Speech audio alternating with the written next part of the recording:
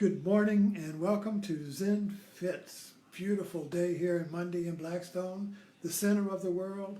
But then you too are at the center of the world. So I passed through my foyer. You can see my foyer here. This is the front door. And you can see these are my artifacts here.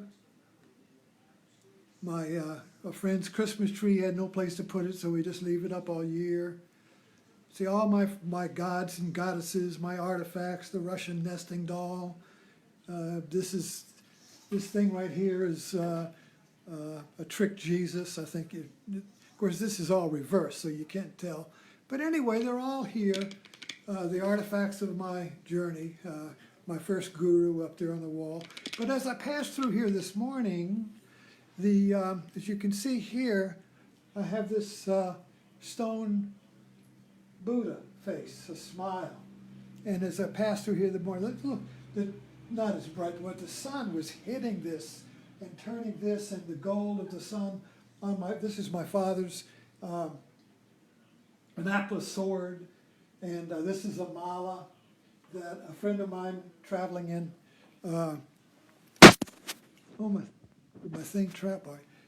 traveling in China at the edge of Tibet, at a monastery. A little monk gave it to her, and she gave it to me. Anyway, so the sun was hitting the Buddha's face, and he was smiling.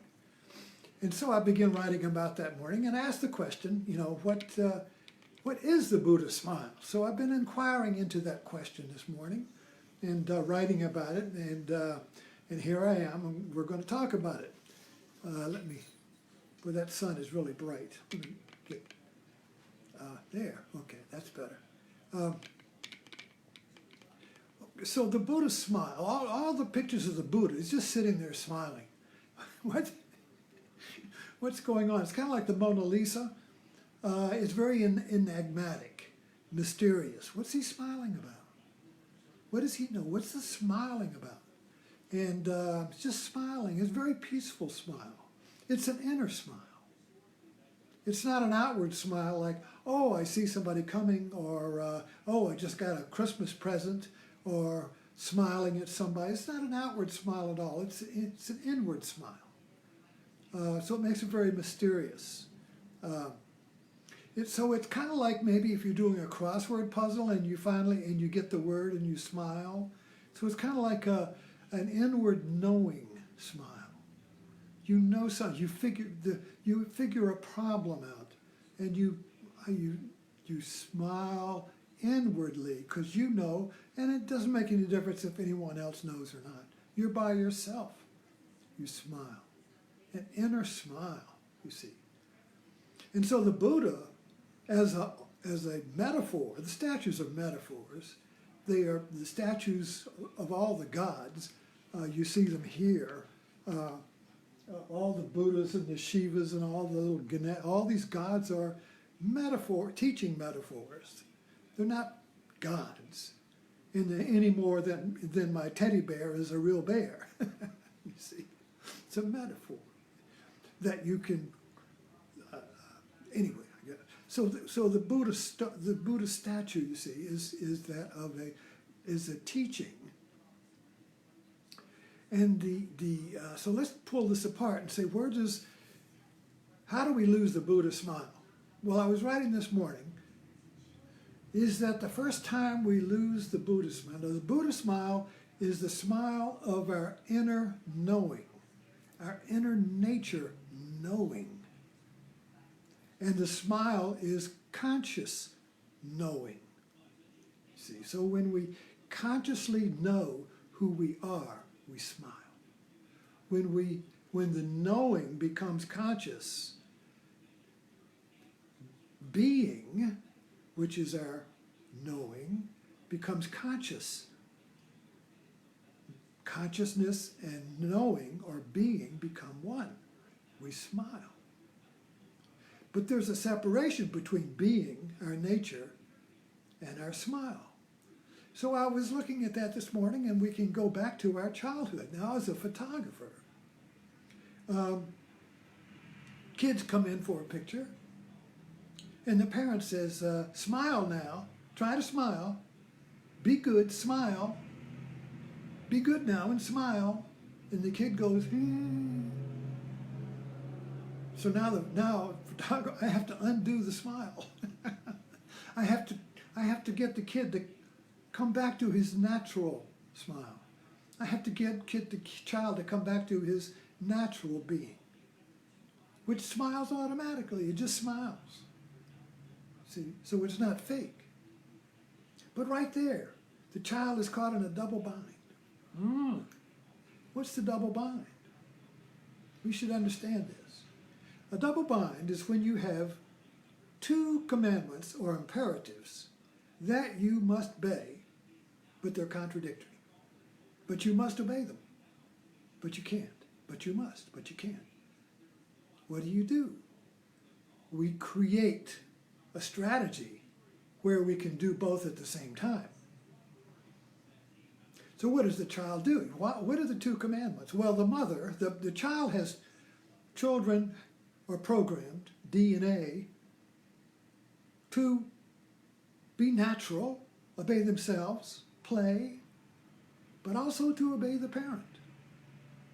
So the child must be himself and also obey the parent. Now, children smile without being told to smile if something amuses them, if they're having a good time. In other words, but if they're told to smile, that creates, I've got to smile, but it's not natural. So you create a fake, you create a face. You create a mask. Now the mask is smiling to please the parent, but it doesn't please the Buddha smile. So what do is we create, right there, we create an image of the self that is good and forget our Buddha nature. Because you can't have a Buddha nature that's natural and be an image that's designed to please other people. Because your primary commandment is to please yourself. You see, is to obey, be natural. And our society is full of this contradiction. Be free. Follow your dream. Follow your inner nature. Listen to your conscience. Be unique. Be your true self. But obey God. Obey the president. Obey the country. Obey the higher order. Do your duty. Obey yourself. See the split? You see the split? See? You have to do both. But you can't because they cancel each other out. And this creates inauthenticity. This creates the mask, the Jim Carrey movie of the mask. This creates the persona. Persona. See, my father, a persona is a mask that you identify with. Now, my father was a Navy officer. He went to Annapolis. Where's that sword? See, down here is the handle of a sword. That's my father's Annapolis sword. It's the sword of the sun god, where the sun drips off the handle in the gold. It's the sun god's sword. It's the sword of the commander, the emissary of God. In other words, my father said that when a naval officer, the senior naval officer, when he goes into a foreign port, he represents the President of the United States. He is the emissary of the President, just like an ambassador is. The senior officer on a ship in a foreign port, and this is pretty much in the older days, not so much now, but in the old, like if a ship went to China or Japan, the senior officer would represent the president. He would be the emissary of the president. And the president, in a system of monarchies, particularly in England, the king is the emissary of the sun god. Gold comes from the sun and drips down over the president and over the king and over the officer, you see. That's where all those gold buttons and the gold on the brim, it's metaphorical gold from the sun god dripping down. But getting back to my father, so he identified with that role.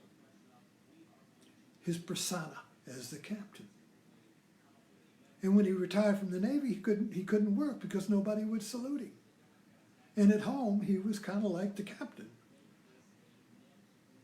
Everybody, the captain was the center, and everybody was the captain, you see. He was not emotionally present with anybody in the family. He was only present in his role. And we know a lot of people like that, even ourselves. We all get caught up in our role, our persona, in our image, with a fake smile, you see. And what are we all looking for? The Buddha smile. We're all looking for our face before the smile was born. You see, there's the Zen cone. It's called a wake-up cone. K-O-A-N is a wake-up puzzle or cone that the master gives. What is your face before your parents were born? What is your face before your smile was born? What is your face before your persona was born, your role was born? What is that face, you see? What is your Buddha smile? Because when we go to work, we're in a persona, we're the employee, we're the boss, we're some manager, got some role. Then you go home and you've got a role, you're the wife or the husband, and you got a duty. You know, there's all these different duties and roles that we have to play. I mean, there's nothing wrong with them, you see. But if we identify with them, we have become inauthentic and we have forgotten our Buddha smile. So the Buddha smile will rise when we catch ourselves identifying with a role, a program, a fake smile. You see, that smile will shine through or smile through the role, and it melts it. It's the sun god within, you see. And the inauthenticity of our life, the image of our life, the role playing of our life, the identification with the role and the position, and our ideology and our religion, and all of that identification, you see, is melted by the smile of the Buddha within. It smiles through the role, smiles through the inauthenticity. It smiles through the fake and the fear. It smiles through, you see, like the sun kissing the face of the Buddha this morning in my foyer. So thanks for dropping in on our Zen Fit today. Remember, smile. The Buddha is within you. But if you don't like the Buddha, just say Jesus. Same thing. Thanks for dropping in.